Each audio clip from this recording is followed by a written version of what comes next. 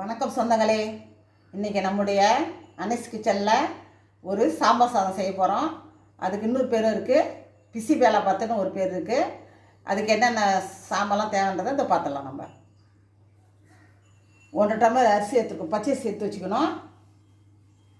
அதுக்கு 3/4 டம்ளர் துவரம்பருப்பு, 1க்கு பாதி போடணும் துவரம்பருப்பு. இதை நல்லா கழுவிட்டு ரெடி பண்ணி வச்சுக்கணும். காய்கறி எல்லாம் பாருங்கள். கேரட்டு கழுவி கட் பண்ணது, கேரட்டு, அவரைக்காய், பீன்ஸு, முள்ளங்கி, கத்திரிக்காய், சௌச்சௌ, தக்காளி, வெங்காயம், உருளைக்கிழங்கு இதெல்லாம் போட்டு நல்லா வதக்கி தான் நம்ம பிசி வேலை பார்த்து செய்ய போகிறோம். அதுக்கு நம்ம மிளகாத்தூள் எதுவும் போடல. மிளகாத்தூள் நம்ம அந்த மிளகாத்தூளுக்கு என்னென்ன பொருள் வேணுமோ நம்ம அரைச்சி மிக்சியில் எடுத்துக்கலாம், வறுத்து அரைச்சி எடுத்துக்கலாம். காஞ்ச மிளகா, ஜீரகம், கடலைப்பருப்பு, கொஞ்சம் வெந்தயம், மிளகு, மல்லி இதெல்லாம் வறுத்து நம்ம பொடி பண்ணி எடுத்துக்கணும். கடுகு, வெந்தயம், ஜீரகம் இது தாளிக்கிறதுக்கு, மஞ்சத்தூள், உப்பு, எண்ணெய். இப்போ இதை வறுத்து பொடி பண்ணிக்கலாம்.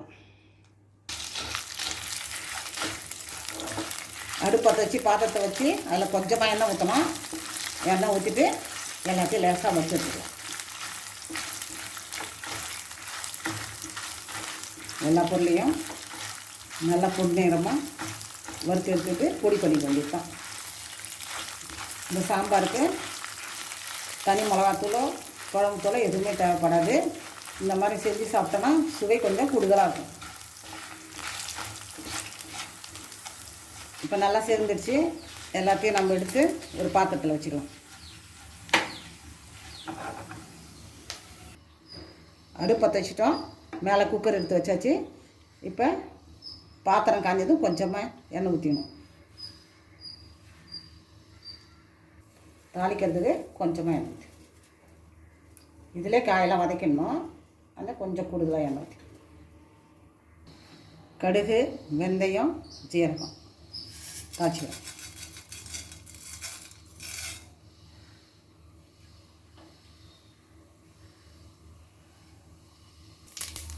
கடுகு, வெந்தயம்லாம் நல்லா சேர்ந்துருச்சு. இந்த நேரத்தில் கொஞ்சமாக பெருங்காயத்தை போட்டுக்கணும்.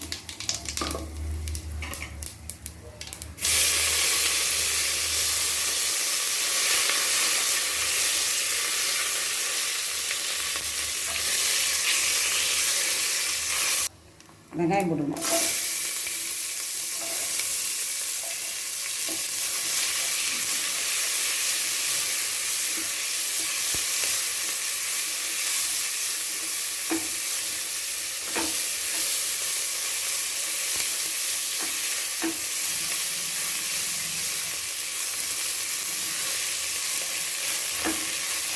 வெங்காயம் நல்லா வதங்கினதும்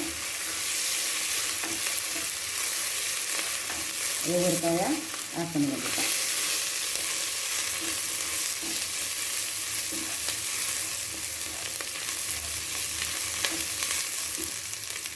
உருளைக்கிழங்கு, சௌச்சௌ,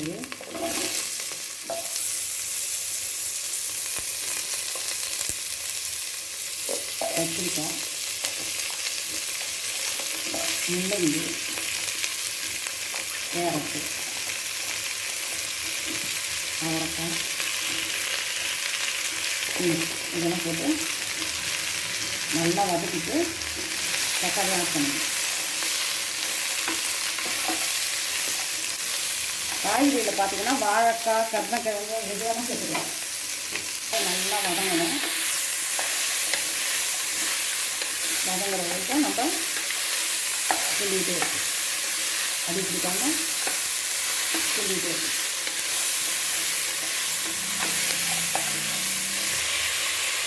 இப்போ தக்காளி வந்துடலாம்.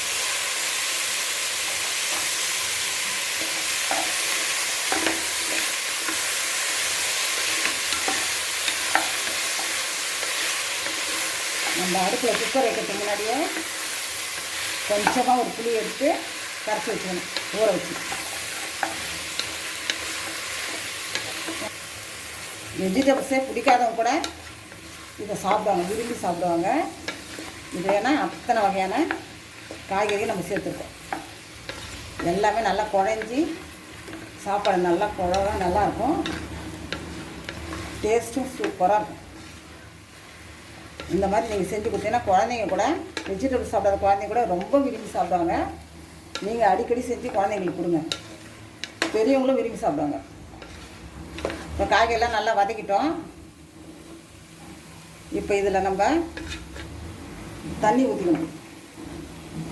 நம்ம 1.5 டம்ளர் அரிசி 3/4 டம்ளர் பருப்பு எடுத்துக்கிறோம். மொத்தம் 2.5 டம்ளர் எடுத்ததுக்கு நம்ம 3 மடங்கு மேலே தண்ணி ஊற்றணும். நான் வந்து ஒரு 7 டம்ளர் தண்ணி வச்சுருக்கேன்.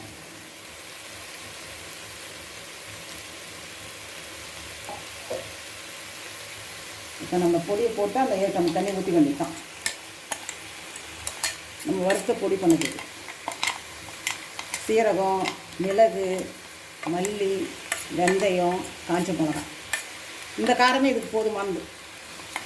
தனியாக நம்ம எதுவும் காரம் சேர்க்க தேவையில்லை. இப்போ ஒரே ஒரு கிண்டிட்டு, ஏன்னா ஏற்கனவே நம்ம எண்ணெயில் தான் வறுத்தோம், அதனால் சும்மா ஒரு கிண்டிட்டு இதுக்கு நான் வந்து 7 டம்ளர் தண்ணி ஊற்றுறேன். காய் வேகவும் அரிசி பருப்பு வேகவும் 7 டம்ளர் தண்ணி.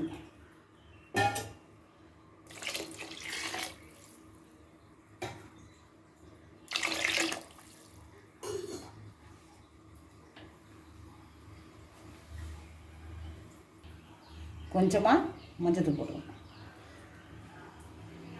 கொஞ்சமாக மஞ்சள் போட்டு உப்பு போட்டுருவோம். நல்லா கொதி வந்ததும் அதுக்கப்புறமா நம்ம அரிசி பருப்பை கலந்துக்கலாம்.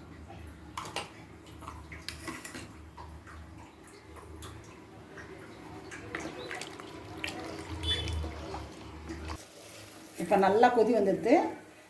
இப்போ நம்ம அரிசி பருப்பு கலந்துக்கின்னு மூடி வச்சு வெயிட் போட்டு வேண்டியதுதான்.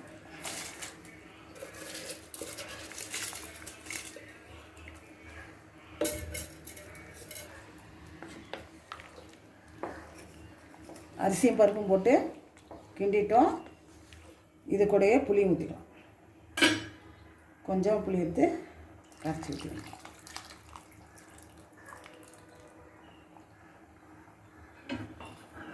ஒரு 5 விசில் வச்சு எடுத்துக்கலாம்.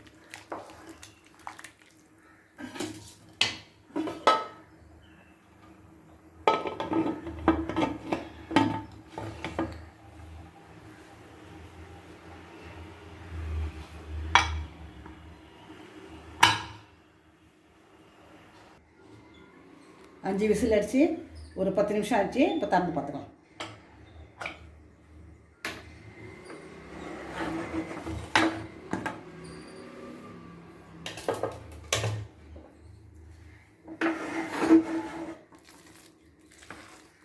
ரொம்ப நல்லா குழவா சூப்பராக வந்துருக்கு.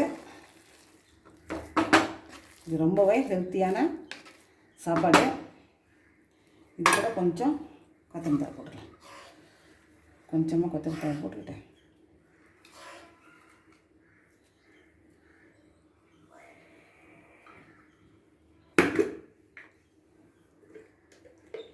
நெய் பிடிக்கிறவங்க ஒரு ஸ்பூன் நெய் ஊற்றிக்கோங்க. பிடிக்காதவங்க வேணாம், போட வேணாம். பிடிக்கிற மட்டும் கொஞ்சமாக நெய் ஊற்றிக்கோங்க. ஏன்னா இது வந்து சுவை கூடுதலாக காட்டுறது தான் இதெல்லாம் நம்ம செய்யறது. ரொம்ப ரொம்ப சிம்பிளு, அதே சமயம் ஹெல்த்தான டிஷ் நீங்கள் செஞ்சுருக்கோம். நீங்களும் செஞ்சு பாருங்கள். சுவையான சாம்பார் சாதம் ரெடி ஆகிடுச்சு. நீங்களும் செஞ்சு பார்த்து எனக்கு கமெண்ட்டில் சொல்லுங்கள். லைக் பண்ணுங்கள், ஷேர் பண்ணுங்கள், கமெண்ட் பண்ணுங்கள். மறக்காமல் சப்ஸ்கிரைப் பண்ணுங்கள். தேங்க்யூ.